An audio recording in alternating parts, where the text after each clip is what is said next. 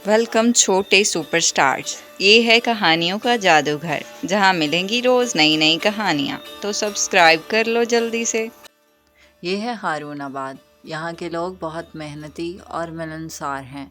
वो सारा दिन अपने कामों में मशगूल रहते हैं। मगर यहाँ कुछ लोग हमेशा शरारतों में मशगूल रहना भी पसंद करते हैं और उनमें पेश पेश है कल्लू, जो कि अभी भी एक शरारत ही सोच रहा है, क्योंकि पिछले कई दिनों से उसने अपनी आदत से मजबूर कोई शरारत नहीं की और अभी ही उसने कुछ ही लम्हों में अपना पूरा मंसूबा तरतीब दे दिया था और अब वो सोच रहा था कुछ करने की, कुछ ऐसा कि जो सबको परेशान कर सके।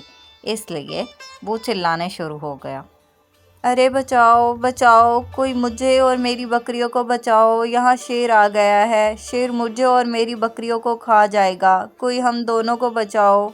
गांव वालों कहाँ रह गए तुम सबके सब, कोई तो हमें बचाने आओ वरना शेर हमारा खात्मा कर देगा। कुछ दूर जब गांव वाले ये आवाज़ सुनते हैं तो वो फौरन लाठियाँ डंडे उठाकर लाते हैं, लेकिन यहाँ तो कुछ और ही था। कोई शेर और उसका नामो निशान तक नहीं था। तभी गांव वालों में से एक आदमी पूछता है, जिस पर कल्लू कहता है, हाँ हाँ, मैंने तो तुम सबके साथ मजाक किया और तुम लोग तो देखो कितने बेवकूफ़ हो, भला तुमने कोई शेर की आवाज़ सुनी? तब गांव वाले को बहुत गुस्सा आता है और वो कहता है, अरे कल्लू, क्या तू फालतू में लगा रहता है, हम सब अपना काम छोड़ कर आए और तू ये कर रहा है। जिस पर कल्लू इंतहाई ढिठाई से कहता है, तो तुम सब जाओ। जिस पर गांव वाले बहुत गुस्सा होकर वापस लौट आते हैं। अभी कुछ ही दिन गुजरते हैं कि उसके दिमाग में शरारत का ये शरारा फिर से फूटने लगता है और उसे फिर से एक शरारत करनी थी। उसने सोचा, क्यों ना इस बार देखा जाए गांव वाले यकीन करते हैं या नहीं, है तो बुद्धू। तो उसने फिर से आवाज़ लगाना शुरू कर दी, बचाओ बचाओ, कोई हमें बचाओ, हमारी बकरियों को बचाओ, शेर यहाँ बिल्कुल पास आ गया है, वो हम सबको मार देगा। अरे गांव वालों, कहाँ गए तुम सबके सब, कोई तो बचाने आओ, ये शेर हम सबको खा जाएगा, मैं मर जाऊंगा, कोई तो आओ, हमें बचाने आओ। गांव वाले इतबार करते हुए फिर से आने लगते हैं अपनी लाठी डंडों समेत, लेकिन इस बार फिर वही था। अरे कल्लू, तूने फिर वही किया। तुझे कितनी बार समझाना होगा कि अब बच्चों की तरह शरारतें मत कर, क्योंकि अब तू बच्चा तो है नहीं कि तेरी शरारतों को नज़रअंदाज कर दिया जाए। हम सब अपने कामों में मशगूल होते हैं, तुझे तुम्हारे बचाने के लिए सब कुछ हम लोग अपना काम छोड़ कर आते हैं, तुम्हें कोई एहसास ही नहीं। अब हम तुम्हारा क्या करें? गांव के बच्चे भी तुमसे ज़्यादा समझदार हैं। एक तो तुमने शादी नहीं की, तो इसलिए तुम हमारा सर खाते रहते हो। तुम इंसान बन जाओ, क्योंकि हम सिर्फ तुम्हारे माँ बाप की वजह से तुम्हारी इज़्ज़त करते हैं, क्योंकि वो लोग बहुत अच्छे इंसान थे और उन्होंने हमेशा हमारी मदद ही की। लेकिन क्या तुम उनके सारे बदले हमसे ले रहे हो, हमें बार बार तंग करके? ऐसा मत करो कल्लू।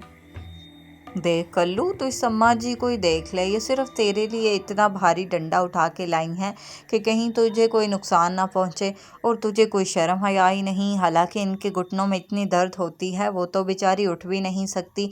सिर्फ तेरे लिए सारे गांव वाले इतनी कुर्बानी दे रहे हैं, तो क्या तू समझता नहीं है?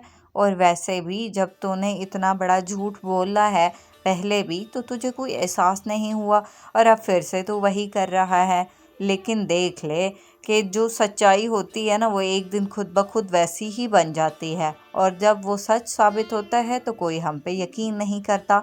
और मुझे लगता है कि तुझ पर भी वो दिन आने वाला है जब तेरी मदद के लिए कोई भी नहीं आएगा।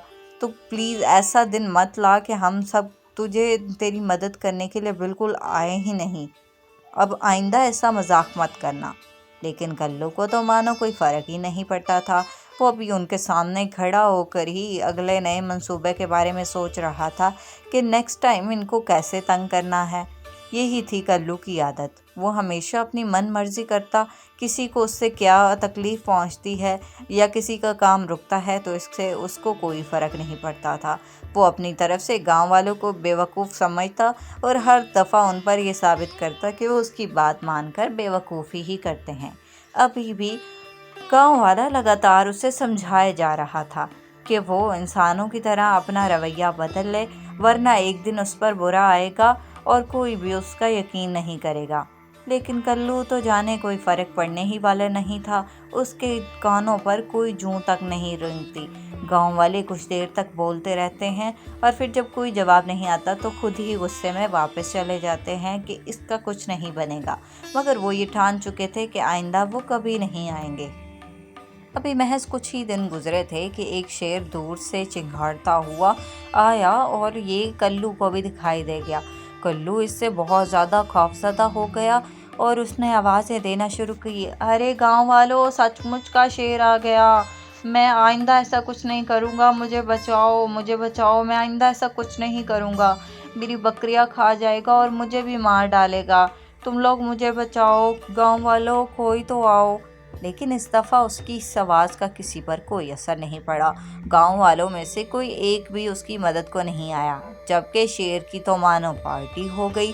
اس نے بہت ساری بھیڑوں کو کاٹا، بہت ساری بکریوں کو کھایا اور کلو کو بھی بہت جگہ پر زخم دیے، جس کی تاب نہ لاتے ہوئے وہ مر چکا تھا۔